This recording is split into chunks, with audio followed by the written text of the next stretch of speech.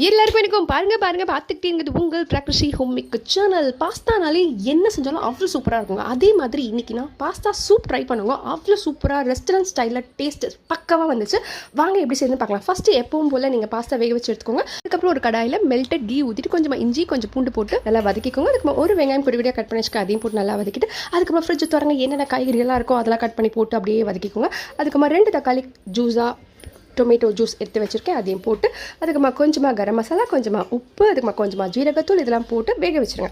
ஒரு கொஞ்சம் நேரத்தில் திறந்து பார்த்தீங்கன்னா கொஞ்சம் லைட்டாக வத்தின மாதிரி இருக்கும். அதுக்கப்புறம் நம்ம வேக வச்ச பாஸ்தாவே அதில் போட்டு திருப்பி கொஞ்சம் சூப்புக்கு ஏற்ற மாதிரி தண்ணி ஊற்றி இருக்குமா சோள மாவு கரைச்சி வச்சுருக்கேன், அதையும் போட்டு கொஞ்சம் நேரம் கொதிக்க விட்டதுக்கப்புறமா லாஸ்ட் ஃபைனல் டச் சாஸ்ங்க, டொமேட்டோ கெச்சப், கொஞ்சமாக சோயா சாஸ் இதெல்லாம் போட்டு மிக்ஸ் பண்ணிவிட்டு கடைசியாக பெப்பர் தூள் கொத்தமல்லியும் சூப்பராக போட்டு இறக்கி சாப்பிட்டு பாருங்களேன். அப்படியே ரெஸ்டாரண்ட் ஸ்டைல் பாஸ்தா சூப் ரெடிங்க.